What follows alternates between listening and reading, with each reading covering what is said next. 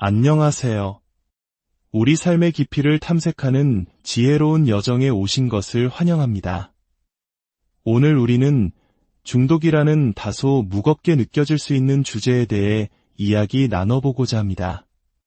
하지만 이 이야기는 단순히 어떤 행동의 문제가 아니라 우리 모두의 내면에 숨겨진 고통과 상처, 그리고 치유에 관한 깊은 통찰을 담고 있습니다.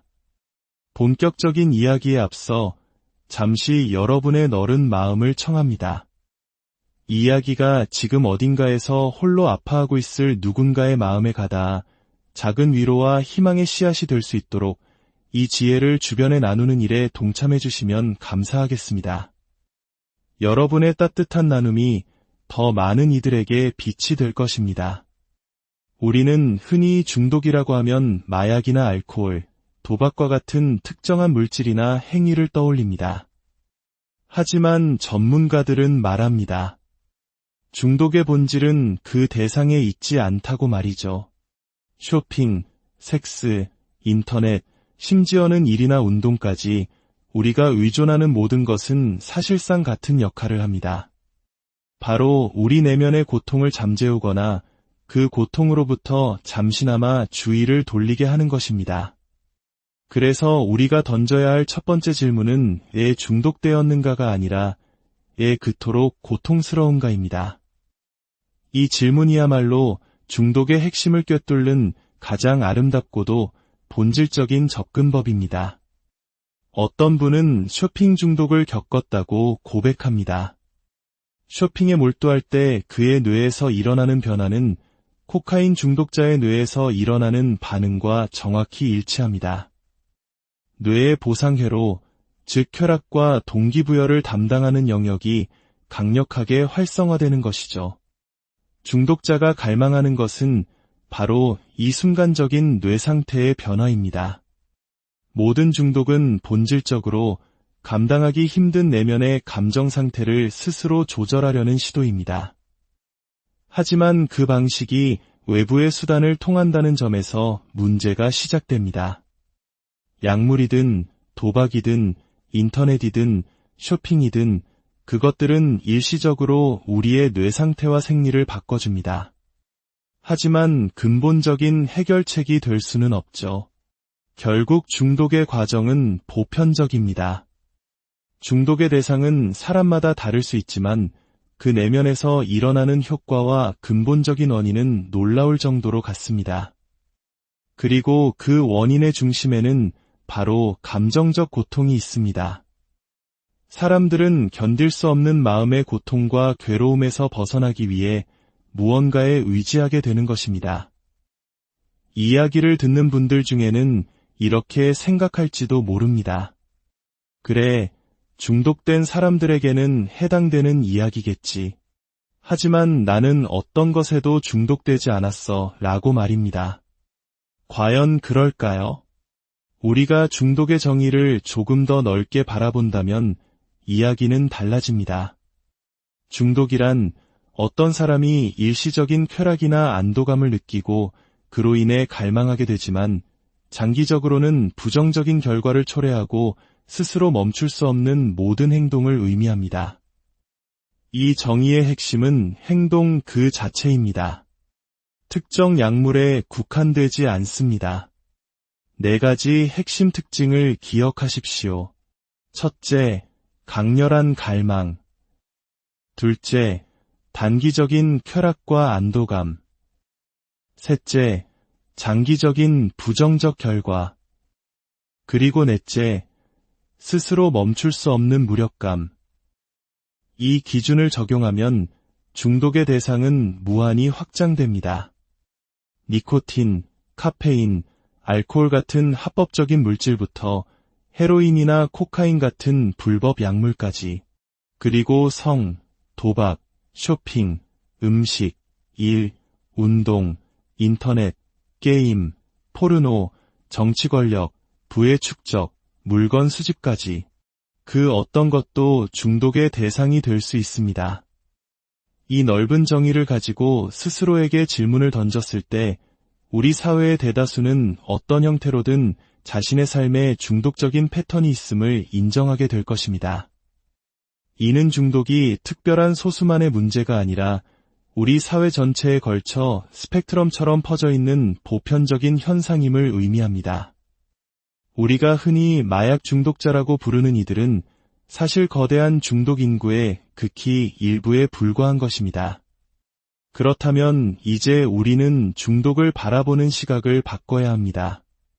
특정 행위를 범죄화하고 낙인 찍는 대신 더 자비롭고 이해심 깊은 태도로 접근해야 합니다.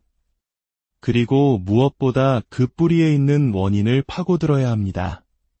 모든 중독적 행동의 뿌리가 같다면 우리는 그 근본 원인이 무엇인지 그리고 그것이 어디에서 비롯되었는지 물어야 합니다. 애 중독인가가 아닌 애 고통스러운가라는 질문을 던지는 순간 우리는 중독이 개인의 선택이라는 생각을 버려야 합니다. 고통받기를 선택하는 사람은 아무도 없기 때문입니다. 또한 그것이 단순히 유전되는 뇌질환이라는 의학적 편견도 내려놓아야 합니다. 우리는 그 사람의 삶 전체를 들여다봐야 합니다. 캐나다의 한 지역에서 수많은 중독자들과 함께했던 의사의 경험에 따르면 그곳의 사람들은 코카인, 알코올, 아편 등 여러 약물에 복합적으로 중독되어 있었습니다. 그들은 HIV나 C형 간염 같은 질병으로 고통받았고 과다 복용, 자살, 각종 감염으로 죽어갔습니다. 그리고 놀랍게도 그들 모두가 어린 시절 심각한 트라우마를 겪었다는 공통점이 있었습니다. 그가 만난 모든 여성은 성적 학대를 당했고 모든 남성은 방임되거나 구타당하거나 정서적 학대를 받았습니다. 대규모 연구 결과 역시 이를 뒷받침합니다. 어린 시절의 역경이 클수록 성인이 되어 중독에 빠질 위험이 커진다는 것입니다. 특히 학대의 정도가 심할수록 물질 중독이나 주사 약물 사용의 위험이 기하급수적으로 증가합니다. 하지만 트라우마는 이렇게 명백한 학대나 폭력의 형태만으로 오지 않습니다. 어떤 의사는 자신의 이야기를 들려줍니다. 그는 유대인으로 2차 세계대전 중 나치 치하의 헝가리에서 태어났습니다. 그는 구타당하거나 학대받지 않았습니다. 굶주리지도 않았죠. 하지만 그의 어머니는 매일 공포와 스트레스, 우울감에 시달려야 했습니다. 아이는 두 가지 방식으로 상처받을 수 있습니다. 첫째는 일어나지 말았어야 할 나쁜 일이 일어났을 때입니다. 이것이 바로 우리가 흔히 아는 학대와 폭력입니다. 둘째는 마땅히 일어났어야 할 좋은 일이 일어나지 않았을 때입니다. 아이에게는 정서적으로 안정되고 공감해주고 따뜻하게 반응해주는 양육자가 절대적으로 필요합니다. 그의 어머니는 아들을 지극히 사랑했지만 자신의 고통이 너무나 컸기에 아들의 필요에 충분히 응답해줄 수 없었습니다. 그저 기쁘고 안정된 모습으로 자신과 교감해주는 어머니의 부재. 그것만으로도 아이는 깊은 상처를 입기에 충분했습니다. 즉, 중독의 근원은 명백합니다. 어린 시절의 상처입니다. 나쁜 일이 일어났기 때문이든 부모의 정서적 상태 때문에 마땅히 받아야 할 것을 받지 못했기 때문이든 이 두 가지 모두 아이를 중독을 통해 스스로를 위로하도록 내몰 수 있습니다. 이러한 어린 시절의 경험은 성인이 된 후의 삶의 깊은 그림자를 드리웁니다. 겉으로는 성공한 의사, 존경받는 칼럼니스트로 보였던 그조차도 내면적으로는 일중독에 시달리고 우울하고 불안하며 ADHD 성향을 보이고 늘 만족하지 못하는 공허함을 느꼈습니다. 그는 자신의 겉모습과 내면의 경험 사이의 거대한 간극을 마주하고 나서야 비로소 트라우마의 문제를 들여다보기 시작했습니다. 의사로서 수많은 환자들을 만나면서 그는 질병의 이면에 숨겨진 감정적 요인을 발견했습니다. 환자들의 삶의 맥락, 여러 세대에 걸친 가족의 배경을 들여다보면 누가 왜 아프게 되는지에 대한 더 넓은 그림을 볼 수 있었습니다. 결국 그는 자신의 개인적인 경험과 의사로서의 경험을 통해 트라우마가 인간의 건강과 질병을 형성하는데 얼마나 중심적인 역할을 하는지 깨닫게 되었습니다. 사실 마음과 몸은 분리될 수 없습니다. 우리 문화에 화병이라는 말이 있지 않습니까? 억눌린 분노와 스트레스가 몸의 병으로 나타나는 현상을 정확히 짚어낸 우리 조상들의 지혜입니다. 이는 현대 과학이 밝혀낸 사실과도 일치합니다. 우리의 면역계, 감정, 호르몬, 신경계는 모두 하나의 통합된 시스템이기 때문입니다. 만성적인 감정적 스트레스는 우리 몸의 생리 기능에 직접적인 타격을 주어 면역 체계를 약화시키거나 심지어 자기 자신을 공격하게 만들기도 합니다. 대장염, 크론병, 다발성 경화증, 악성 종양, 만성 피부질환, 만성 피로 증후군과 같은 수많은 만성질환의 이면에는 어린 시절 형성된 특정한 감정적 패턴과 관계 맺기 방식이 숨어 있는 경우가 많습니다. 사람들은 어린 시절의 경험으로 인해 프로그래밍된 대로 무의식적으로 자신에게 스트레스를 부과하는 삶의 방식을 반복합니다. 여기서 중요한 것은 비난과 책임을 구분하는 것입니다. 누구도 자신의 질병이나 중독 때문에 비난받아서는 안 됩니다. 그들의 부모 역시 비난의 대상이 아닙니다. 모든 사람은 각자의 자리에서 최선을 다했을 뿐입니다. 하지만 우리는 세대를 거쳐 이러한 무의식적인 패턴들이 전달된다는 사실을 인정해야 합니다. 책임이란 의식에서 비롯됩니다. 내 안의 무의식적인 패턴을 알아차릴 때 비로소 우리는 그에 반응할 능력을 갖게 됩니다. 자신을 탓하는 것이 아니라 자신을 해방시키는 과정입니다. 의식하지 못한다면 우리 중 누구도 진정으로 책임 있는 삶을 살 수 없습니다.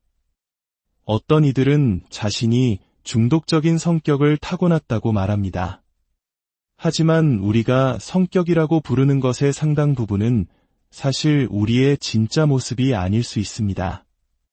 그것은 고통스러운 어린 시절을 견뎌내기 위해 우리가 발달시킨 방어적인 구조물, 일종의 페르소나일 수 있습니다.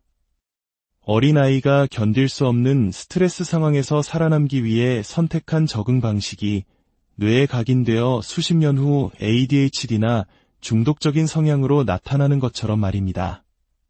그것은 당신의 잘못된 선택이 아니라 생존을 위한 탁월한 적응이었습니다. 하지만 나이가 들어 그 방어막이 더 이상 필요 없게 되었을 때 우리는 그것이 우리 자신을 가두는 감옥이 되었음을 깨닫게 됩니다. 심리치료와 자기 성찰의 과정은 마치 양파 껍질을 벗겨내듯 이 방어적인 페르소나의 겹을 하나씩 벗겨내고 그 안에 숨겨진 진짜 자기 자신을 만나는 여정입니다. 그 가면을 벗어던졌을 때 우리는 비로소 더 자유롭고 균형 잡히고 행복한 삶을 살 수 있게 됩니다. 우리의 몸과 마음은 환경에 대한 지극히 적절한 반응을 합니다. 고혈압을 생각해 봅시다. 의학 용어로는 하이퍼텐션이라고 합니다. 단어를 풀어보면 하이퍼, 즉 과도한과 텐션, 즉 긴장의 조합입니다. 어쩌면 우리 삶에 과도한 긴장이 있기 때문에 혈압이 오르는 것은 아닐까요? 실제로 고혈압 발병률의 증가는 사회적 압박과 스트레스와 깊은 관련이 있습니다.